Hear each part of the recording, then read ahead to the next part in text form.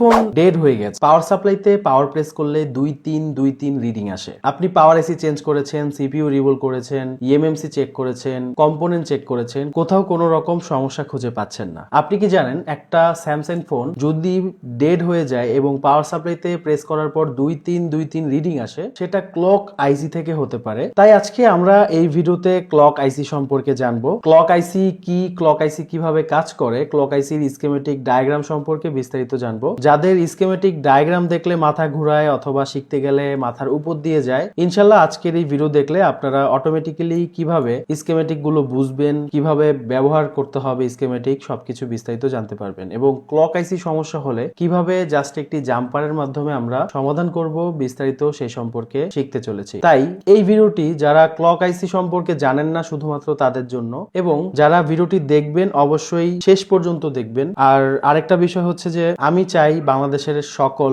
জায়গা থেকে যারা আমার এই ভিডিওটি দেখছেন, আপনাদের সকলকে মোবাইল রিপেয়ারিং এর বিভিন্ন অজানা বিষয়গুলো জানিয়ে আমরা সকলে মিলে এক ধাপ এগিয়ে যাব ইনশাল্লাহ। এবং আপনারাও আমাকে সাপোর্ট করবেন, আমাদের ভিডিওতে বেশি বেশি লাইক, কমেন্ট, শেয়ারের মাধ্যমে আমাদেরকে সাপোর্ট করবেন এবং আমাদের জন্য দোয়া করবেন যাতে নতুন কিছু ভিডিও আপনাদেরকে আমরা উপহার দিতে পারি। তো চলুন শুরু করা যাক ক্লক আইসি সম্পর্কে বিস্তারিত এবং কিভাবে স্কিমেটিক ডায়াগ্রাম ব্যবহার করে আমরা ক্লক আইসি সম্পর্কে জানবো। ফার্স্ট অফ অল হচ্ছে আমরা এখানে M31 একটি ডায়াগ্রাম এখানে সিলেক্ট করলাম। তো এখান থেকে আমরা প্রথমে হার্ডওয়্যার সলিউশনে গিয়ে কম্পোনেন্টে ক্লিক করেছি। এটা হচ্ছে কম্পোনেন্টের ডায়াগ্রাম। তো এখানে আমরা ক্লক আইসি কোনটা, আসলে ক্লক আইসি কি রকম দেখতে সেই বিষয়ে একটু জানবো। দেখতে পাচ্ছেন এখানে লম্বা একটি আইসি আছে। এই আইসিটি সাধারণত আরএফ সেকশন, নেটওয়ার্ক সেকশনের আশেপাশে থাকবে। তো নেটওয়ার্ক সেকশনের পাশেই কিন্তু একটা লম্বা আইসি আছে ছোট, এটাই হচ্ছে আমাদের ক্লক আইসি। আরো শিওর হব কিভাবে, দেখেন এখান থেকে আপনারা স্কিমেটিকের ফোল্ডারে ক্লিক করবেন, তারপর এখান থেকে লেআউট এবং স্কিমেটিকে ক্লিক করে দিবেন। ঠিক এইরকম আসবে। যেমনটা আমাদের লেআউট দরকার তেমনটা আমাদের স্কিমেটিক ডায়াগ্রামও কিন্তু দরকার। তো এই লেআউটে ক্লিক করার পর আপনি এখান থেকে জাস্ট কম্বাইনে ক্লিক করবেন, তারপর এখানে স্কিমেটিকে ক্লিক করার পর আবারও এখানে কম্বাইনে ক্লিক করবেন। ওকে, রাইট নাও। সো এটা হচ্ছে আমাদের লেআউট ডায়াগ্রাম এবং এখানে হচ্ছে স্কিমেটিক ডায়াগ্রাম। তো চলেন ক্লক আইসি সম্পর্কে জানার পাশাপাশি আমরা স্কিমেটিক কিভাবে ব্যবহার করতে হয় সেই বিষয়েও কিন্তু আমরা জানবো। এখানে আমরা যেহেতু আমরা দেখেছিলাম যে এই যে নেটওয়ার্ক সেকশনের কোণার মধ্যে একটা লম্বা আইসি আছে, এটা আমরা সন্দেহ করেছিলাম এটা আমাদের ক্লক আইসি। তো দেখেন ক্লক আইসি কিনা এটা আমরা কিভাবে বুঝবো। এখানে আমরা ডাবল ক্লিক করলাম, ডাবল ক্লিক করার পর এখানে এই নাম্বারটা চলে আসলো, আমরা এখানে সার্চ করব, তারপর এটা সিলেক্ট করব। এই আইসিটার ডায়াগ্রামটা এখানে চলে আসলো। ওকে, সো এখানে আমরা দেখেন প্রথমে দেখতে পাচ্ছি BRF TC100 1.8। এটি হচ্ছে মূলত পাওয়ার আইসির একটি এলডিও ভোল্টেজ। পাওয়ার আইসি থেকে একটা ভোল্টেজ এসেছে ক্রিস্টালের মধ্যে, এটা হচ্ছে ক্রিস্টাল।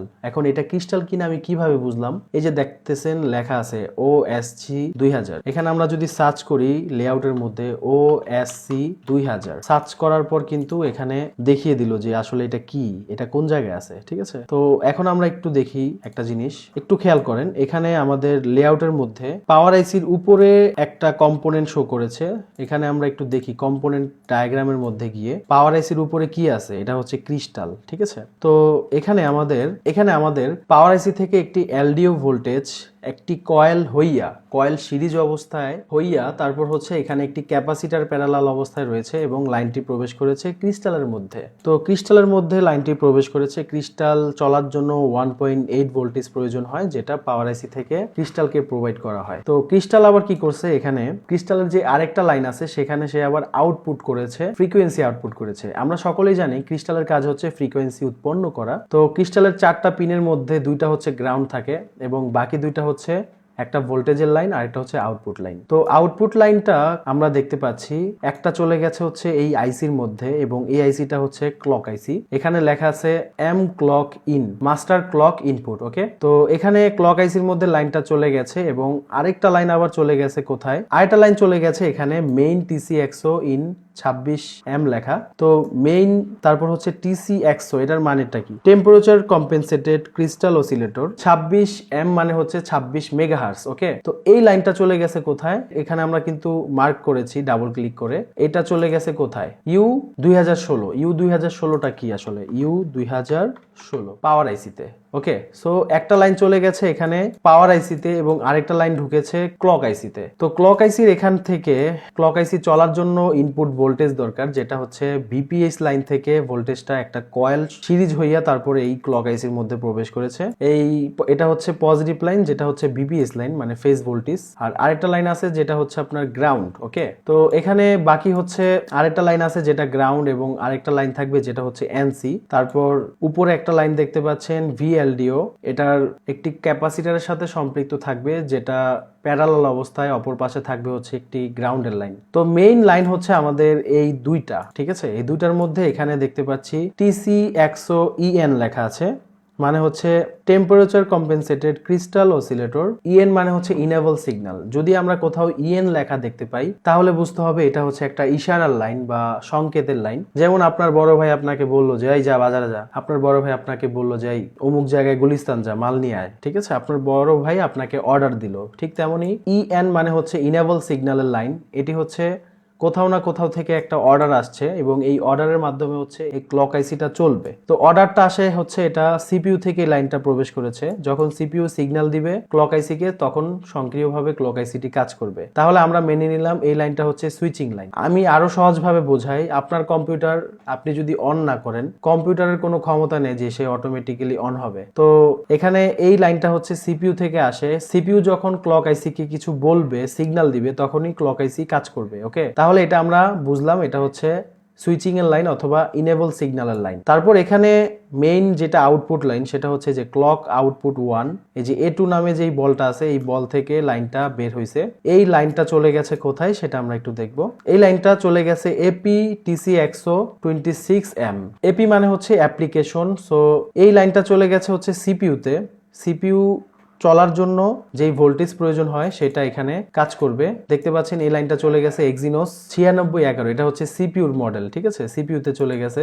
আর এখানে উপরে যে লাইনটা দেখতে পাচ্ছেন WN-BT, WN তে বোঝাইছে হচ্ছে ওয়াইফাই এবং BT তে বোঝানো হয়েছে ব্লুটুথ। এটা হচ্ছে ব্লুটুথের মধ্যে প্রবেশ করেছে। এবং আমরা এখানে আরেকটা লাইন দেখতে পাচ্ছি পি মাইক। পি মাইকটা কি আসলে? পি মাইক লাইনটা চলে গেছে হচ্ছে একটা ক্যাপাসিটার সিরিজ হইয়া তারপর একটা রেজিস্টর সিরিজ হইয়া লাইনটা চলে গেছে U5000 এটার মধ্যে। এটা হচ্ছে একটা পাওয়ার আইসি। এখন এটা পাওয়ার আইসি কিনা আমরা কিভাবে বুঝবো? দেখেন, আমরা যদি এখানে সার্চ করি U5000, তাহলে এখানে সার্চ করার পরে কি আসবে? এইটা আসতেছে, তাই না? এটা হচ্ছে আমাদের পাওয়ার আইসি। ওকে, তাহলে আমি একটু এবার এক্সপ্লেইন করি আসলে ক্লক আইসি কি কাজ করে। ক্লক আইসি মূলত ক্রিস্টাল থেকে ফ্রিকোয়েন্সি নিয়ে সে এটাকে বুস্ট করে সে আবার তার মতো সাপ্লাই দেয় সবাইকে যেখানে ফ্রিকোয়েন্সি প্রয়োজন হয়। তো এখানে আমরা চাইলে এই যে ভোল্টেজের লাইন আসছে, তারপর এখানে ইএন সিগন্যালের লাইন আসছে, ঠিক আছে, যদি কোনো কারণে এই সিগন্যালের লাইনটা নষ্ট হয়ে যায় অথবা ক্লক আইসি যদি নষ্ট হয়ে যায়, অথবা এমনও হইতে পারে যে এইরকম একটা মাদারবোর্ড আপনি খুলেছেন,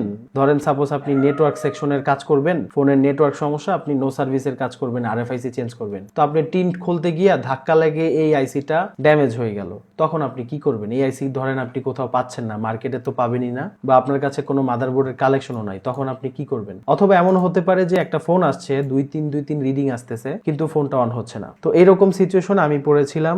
এরকম একটা ফোন আসছে ডেড অবস্থায়, 2-3 রিডিং আসে। তো পরবর্তীতে আমরা কি করলাম, এখানে যেহেতু আপনাদেরকে স্কেমেটিক তখন বোঝাইলাম, তো আমরা দেখেছি যে ক্লক আইসির মধ্যে ইনপুট লাইন হচ্ছে এই যে মাস্টার ক্লক ইন, যেটা এই লাইনটা ক্রিস্টাল থেকে যেটা এখানে প্রবেশ করেছে ক্লক আইসির মধ্যে, এবং এখান থেকে যেই লাইনটা আমাদের আউটপুট হয়েছে, যেমন আউটপুট হয়েছে হচ্ছে যে এই লাইনটা CLK আউট 1, এই লাইনটা থেকে এই লাইনটা চলে গেছে কয়েকটা সেকশনে, যেমন একটা গেছে হচ্ছে পাওয়ার আইসিতে, আরেকটা গিয়েছে হচ্ছে সিপিইউতে, আরেকটা হচ্ছে ওয়াইফাই আইসিতে। তো আপনার কাজ হচ্ছে যদি কখনো ডেড ফোন পান 2-3 রিডিং আসে যেই স্যামসাং ফোনটার মধ্যে ক্লক আইসি রয়েছে, এবং এমনটা যদি হয় যে একটা ফোন টিন খুলতে গিয়ে ধাক্কা লেগে ক্লক আইসি উঠে গেছে, এখন আপনি ক্লক আইসি ছাড়াই এটা সমাধান করতে পারবেন। জাস্ট এই এম ক্লক লাইন থেকে ক্লক আউট যে লাইনটা, এই লাইনের মধ্যে জাম্পার করে দিতে হবে। আমি আরেকটু সহজভাবে আপনাদেরকে বোঝাই, যেমন এটা হচ্ছে আমাদের ক্লক আইসি, আমরা এখান থেকে এই মডেলের বিটম্যাপ ডায়াগ্রামটা বের করি। তো এটা হচ্ছে আমাদের বিটম্যাপ ডায়াগ্রামের এই যে ক্লক আইসি, দেখেন এই লাইনটা কোন জায়গা থেকে আসছে? এটা আসছে হচ্ছে সিপিইউ থেকে, ঠিক আছে, সিপিইউ লাইন, এটা হচ্ছে আউটপুট লাইন মেবি। তো আমাদের ইনপুট লাইন কোনটা এটা একটু দেখি আমরা। এই যে মেইন TC100 ইন লেখা আছে, মানে ইনপুট হয়েছে। ইন যে লেখা আসছে এটা কই থেকে আসছে? ক্রিস্টাল থেকে। তো ক্রিস্টাল থেকে আসার পর আমাদের আউটপুট লাইন কোনটা এখানে, এটা কিসের লাইন? ভিএলডিও হচ্ছে একটা ক্যাপাসিটরের সাথে সম্পৃক্ত থাকে। তারপর এটা হচ্ছে ভিব্যাট মানে ভিপিএস লাইন এটা।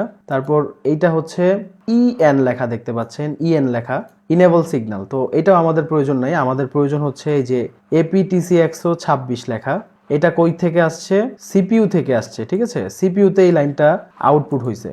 তো সিপিইউতে আউটপুট হয়েছে, পাশাপাশি হচ্ছে এটা ওয়াইফাই আইসিতে আউটপুট হয়েছে এবং পাওয়ার আইসিতেও আউটপুট হয়েছিল, আমরা ডায়াগ্রাম থেকে দেখেছি। বাট এখানে শুধু সিপিইউ আর ওয়াইফাই আইসি শো করতেছে। তো আপনার কাজ হচ্ছে এখানে ইনপুট লাইন কোনটা, যেটা হচ্ছে ক্রিস্টাল থেকে আসছে, এটা হচ্ছে ইনপুট। আর আউটপুট কোনটা, যেটা হচ্ছে এখানে সিপিইউতে এবং ওয়াইফাই আইসিতে গিয়েছে। এই ইনপুটের সাথে আউটপুট আপনি কি করবেন? জাম্পার মেরে দিবেন। যদি কখনো এরকম সিচুয়েশন হয় যে ফোন ডেড হয়ে গেছে, 2-3 রিডিং আসে, তাহলে আপনি এই জায়গা থেকে এখানে জাম্পার করে দিবেন, তাহলে কিন্তু আপনার ফোনটা সমাধান হয়ে যাবে। আপনারা যদি সবাই কমেন্ট করেন তাহলে আমি ইনশাল্লাহ এটা নিয়ে একটা প্র্যাকটিক্যাল একটা ফোন, আমি ডেড ফোন আমি ওকে করে আপনাদেরকে দেখিয়ে একটা ভিডিও তৈরি করব। তো সবাইকে মেসেজ দিব এই উদ্দেশ্যে যে যদি কারো কোনো ফোন, স্যামসাং ফোন যেমন স্যামসাং A50, A51, A30 এই ধরনের ফোনগুলো যদি ডেড হয়, 2-3 রিডিং আসে, তাহলে সবার আগে ক্লক আইসিটা উঠিয়ে এখান থেকে এখানে জাম্পার করে দিবেন ইনপুট লাইন এবং আউটপুট লাইনের সাথে, ঠিক আছে। তো ভালো থাকবেন সবাই, আসসালামু আলাইকুম।